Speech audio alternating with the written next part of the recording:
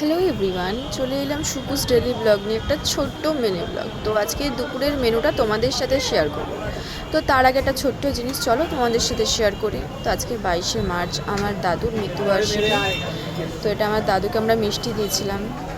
তো এরপরই চলে এলাম লাঞ্চে। এটাই ছোট্ট জিনিস শেয়ার করা ছিল। তো প্রথমে ছিল স্যালাড, তারপর ছিল ভাত, তারপর আমার মা এটা কী একটা রান্না করেছিল সজনে ডাঁটা দিয়ে, উচ্ছে দিয়ে, আলু দিয়ে একটা চচ্চড়ি মতো।